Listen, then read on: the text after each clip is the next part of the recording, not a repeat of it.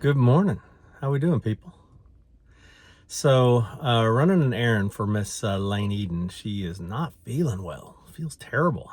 I was hoping that she had allergies, but she thinks she may have the flu. She's not getting any better. I'm giving her Zyrtec and all that stuff. So, I don't know what to do with that girl. My first errand of the day, well, actually, about my 25th errand of the day, is to get her some nose spray. So I'm out here getting her nose spray right now.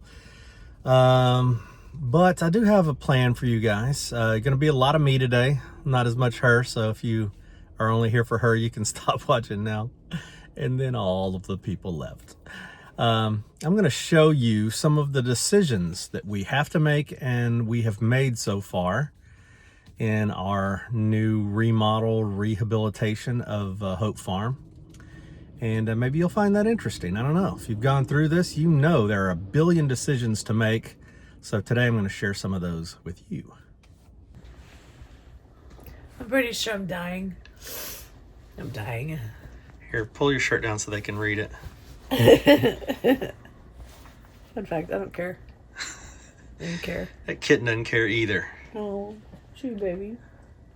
It's going to help me feel better. Yeah, there's some kitten content too for you. Yeah, of course, there has to be kitten content. All right, farewell. so you will be there today. Farewell, friends, forever. I'm going to die now. I think you're going to make it through. I don't know. You don't know? I don't know. You Very can do sick. it. You can do it. Okay. Okay, bye. Okay, bye. Hey, here with our friend Brett Ottenberry, who comes in and tells us every now and then what our plants are, because he is a, what is your title? Are you a... botanist, naturalist, whatever you want to call it, plant guy, whatever. He's an Otten botanist. Botanist. That sounds like a really good business name. Ottenbotten? Think about that. Ottenbotten. So he visited us today to tell us what some of these flowers are that we were guessing about earlier. Right, and so it's some good mixes over And there. point out all of the poison ivy that we have everywhere. Yeah. It's bad. I'm going to wash up with some Techno after this, by the way. Yeah, I need to too. Thanks for coming, bud. Yes, indeed. All right. Are any of you grass people? I mowed this yesterday. That's St. Augustine, baby. Love it. So here's one of the decisions that we made. So we've taken this part of the gallery and closed it off to make a laundry room. And the stairs, there were stairs here, and they went down this way.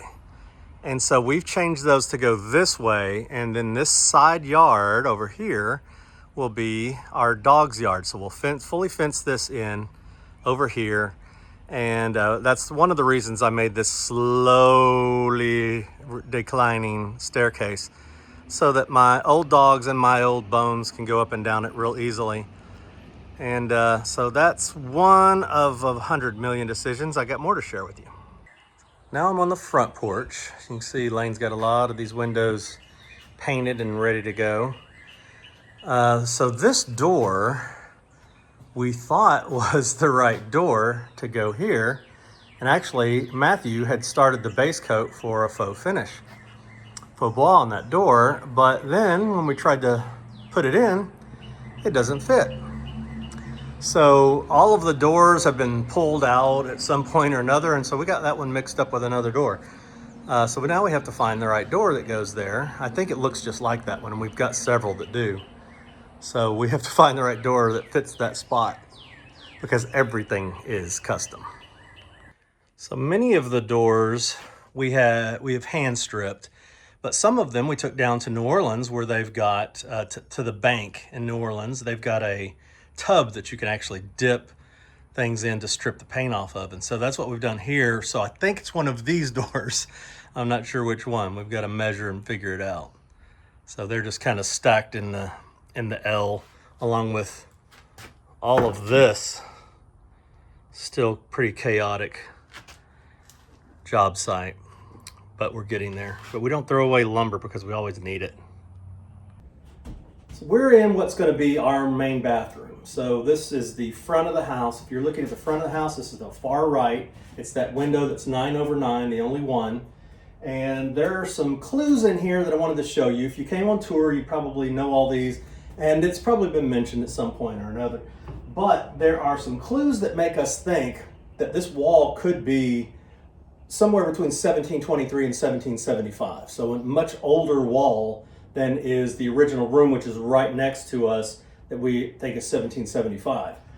So we've had a core sample taken of this post over here, and we're going to do dendrochronology, but the problem with that is you have to have a large library of wood from the region in order to date that wood.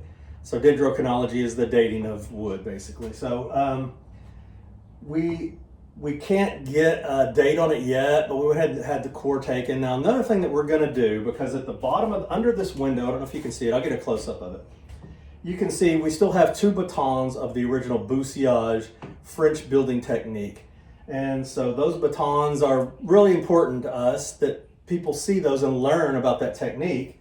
If you saw in our last house we did in Louisiana, it was built in bousillage. So that's what we have here.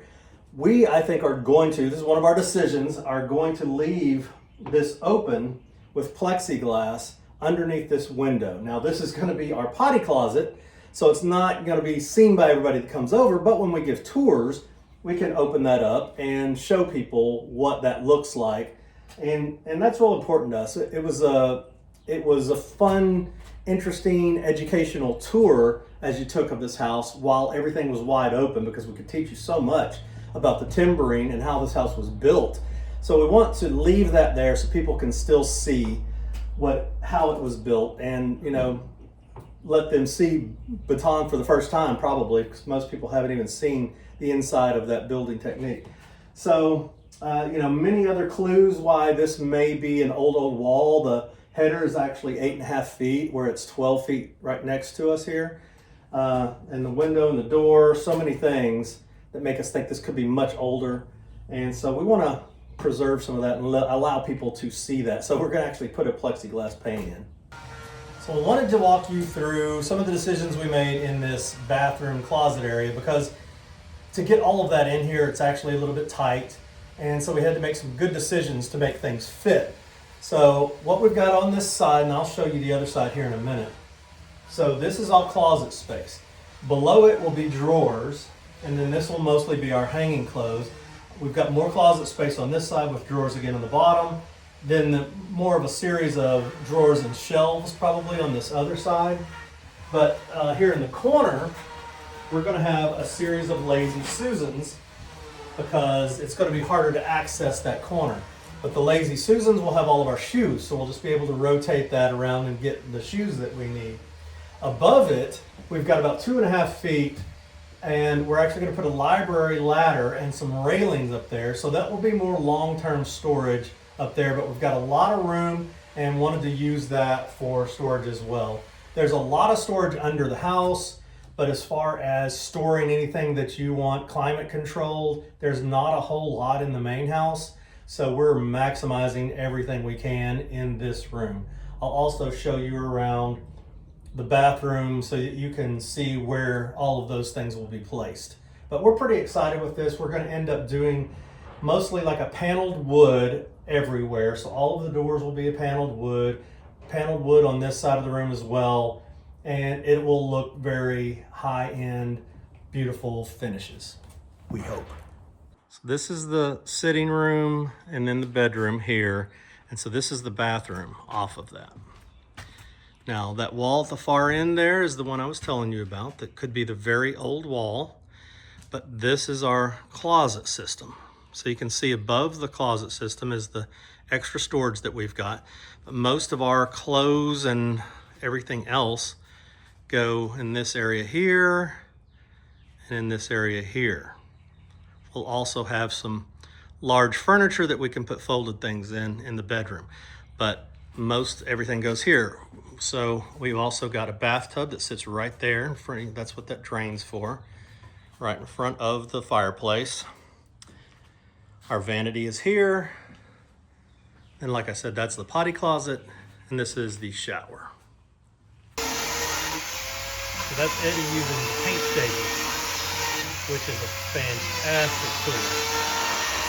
You're gonna want to go back and sand after you use that, but it's amazing for getting all the years of paint off.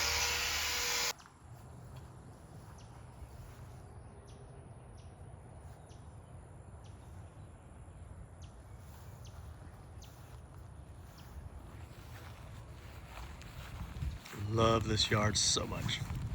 So I've come out to the bluff. Beautiful bluff here, and I'm on a mission. The sick girl wants ice cream, so we are going to Wardo's, or I'm going to Wardo's to get us ice cream, and maybe that'll make the girl feel better, I hope.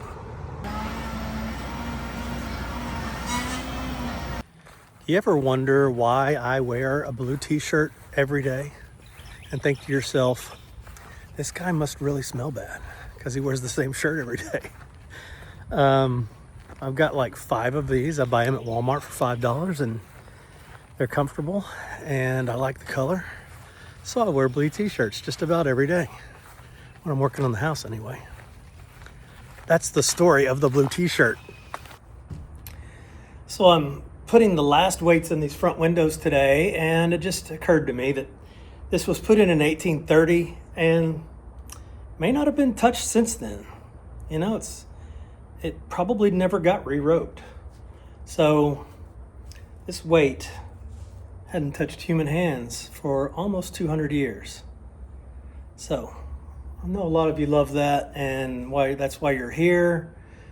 But it's pretty fascinating. I'm staring at a column that was cut out in 1775. Hand hewn, you can see the axe marks. It's really cool.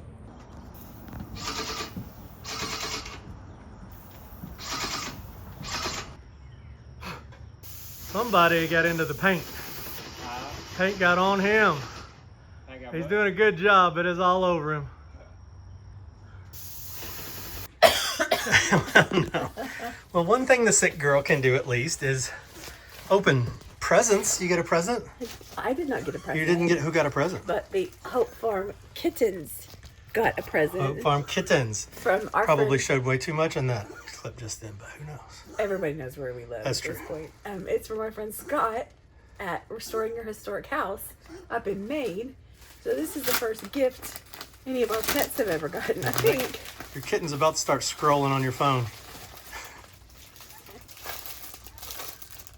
Oh, I think these are those toys I've been seeing on TikTok that I wanted to get for him. I may be too weak to open this plastic. Oh no, do you need a pocket knife? Hang on. There we go. You did it. Oh, this is gonna. Oh, this is gonna be. Oh, they're gonna love this. We got one right here. Hang on. Want to see? Hello. Hang on. Hello. It has a little tail. You want to be the first to see? Oh, you got to put a little tail on it and then it runs around the room? Yes. Oh my gosh. They're gonna love this. I'm sorry. Let's see. There's probably directions. Okay, so to be assembled. Just to be assembled, but they're going to absolutely We'll show you them playing tomorrow. love this. Say Ooh. goodbye. Say goodbye.